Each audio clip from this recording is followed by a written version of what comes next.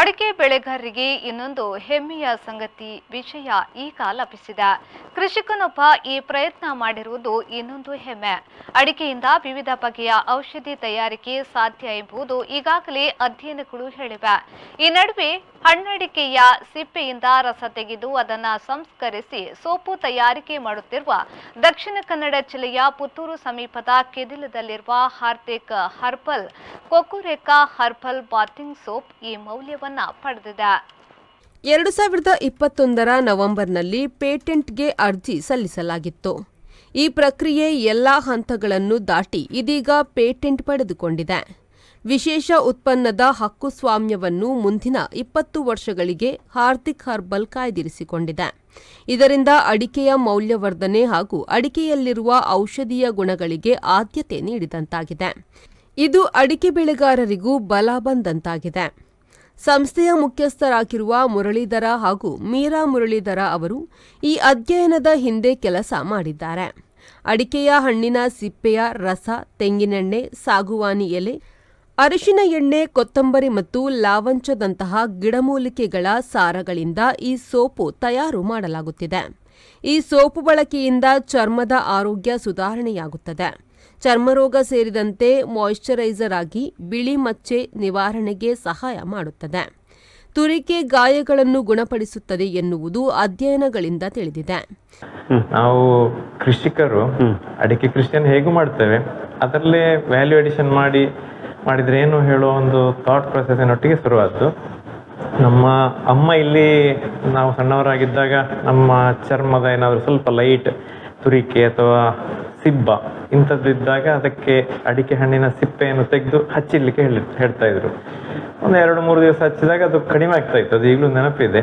ಅದೇ ಆಧಾರದಲ್ಲಿ ಬದನಾದಿ ಶಂಕರ ಭಟ್, ಡಾಕ್ಟರ್ ಶ್ರೀಕುಮಾರ್, ಈಶ್ವರ ಮಂಗಲ ಅವರದ್ರೆಲ್ಲ ಹೆಲ್ಪ್ ತೆಕ್ಕೊಂಡು ಮತ್ತು ನಮ್ಮ ಹಿಂದಿನ ಕಷಾಯ ಸೊಪ್ಪು ಮತ್ತು ಲೆಮನ್ ಗ್ರಾಸ್ ಸೊಪ್ಪಿನ ಅನುಭವವನ್ನು ತೆಕ್ಕೊಂಡು ಇದು ನಮ್ಮ ಅಡಿಕೆ ಹಣ್ಣಿನ ಸಿಪ್ಪೆಯ ಅರ್ಕ, ಸಾಗುವಾನಿ ಎಲೆಯ ಅರ್ಕ, ಅಲೋವೆರಾ ಜೆಲ್, ತೆಂಗಿನೆಣ್ಣೆ ಈ ಬೇಸಿಗಳನ್ನು ಉಪಯೋಗ ಮಾಡಿಕೊಂಡು ಸ್ವಲ್ಪ ಅರಸಿನ ಎಣ್ಣೆಯನ್ನು ಸೇರಿಸಿ ಹರ್ಬಲ್ ನಮ್ಮಲ್ಲೇ ಮಾಡುವಂಥ ಹರ್ಬಲ್ ಪೌಡರ್ಗಳನ್ನು ಸೇರಿಸಿ ಮಾಡಿದಂಥದ್ದು. ಸಾಗುವಾನಿ ಎಲೆಯ ಗುಣ ಅದನ್ನು ಗಡಿ ಎಣ್ಣೆ ಅಂತ ಮೊದಲು ಹೇಳ್ತಾ ಇದ್ರು. ಚರ್ಮದ ಗಾಯಗಳನ್ನು ಬೇಗ ಹೀಲ್ ಮಾಡುವಂಥ ಗುಣ ಉಂಟು ಅದಕ್ಕೆ. ಹಾಗೆ ಅದೆರಡನ್ನು ಉಪಯೋಗಿಸಿ ಏನಾದರೂ ತುರಿಕೆ ಅಥವಾ ವೈಟ್ ಪ್ಯಾಚ್ಗಳನ್ನು ಗುಣ ಮಾಡಲಿಕ್ಕೆ ಮತ್ತು ಮಾಯಿಶ್ಚರೈಸರ್ ಇಫೆಕ್ಟಿಗೋಸ್ಕರ ಅಲೋವೆರಾ ಜೆಲ್ ಮತ್ತು ತೆಂಗಿನೆಣ್ಣೆ ಮತ್ತು ಸಣ್ಣ ಸಣ್ಣ ಗೊತ್ತಿಲ್ಲದ ಗಾಯಗಳನ್ನು ಹೀಲ್ ಮಾಡಲಿಕ್ಕೆ ಸಾಗುವಾನಿ ಎಲೆ ಸತ್ವ ಇಷ್ಟನ್ನು ಉಪಯೋಗಿಸಿ ಮಾಡಿದಂಥದ್ದು. ಹಾಗೆ ಅದರ ಟ್ರಯಲ್ ತೆಗಿತಾ ಜನರಲ್ಲಿ ಉಪಯೋಗಕ್ಕೆ ತೆಕ್ಕೊಂಡು ಆಯುರ್ವೇದ ಕಾಲೇಜುಗಳ ಹೆಲ್ಪ್ ತೆಕ್ಕೊಂಡು ನಾವು SDM Ayurveda pharmacy, Alvas pharmacy, Ukkinadka pharmacy ಅವರೆಲ್ಲ ಹೆಲ್ಪು ಸಿಕ್ಕಿದೆ. ವಿಶೇಷವಾಗಿ ಬದನಾದಿ ಶಂಕರ ಭಟ್ರು ಮತ್ತು ಡಾಕ್ಟರ್ ಶ್ರೀಕುಮಾರ್ ಅವರು ಗೈಡ್ ಮಾಡ್ತಾ ಇದ್ರು.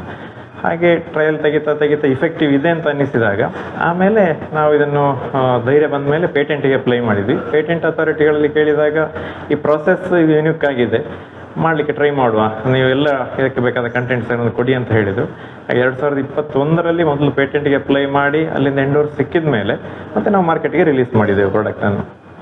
ಆಮೇಲೆ ಸದ್ಯ ನ್ಯಾಷನಲ್ ಬಯೋಡೈವರ್ಸಿಟಿ ಅಥಾರಿಟಿ NBA ಅದರ ಅಪ್ರೂವಲ್ ಬೇಕು ಅಂತ ಆಯಿತು. ಅದಕ್ಕೆ ಬೇಕಾದ ಪ್ರೊಸೆಸ್ಗಳನ್ನೆಲ್ಲ ಮಾಡಿ ಅದು ಅಪ್ರೂವ್ ಆಯಿತು.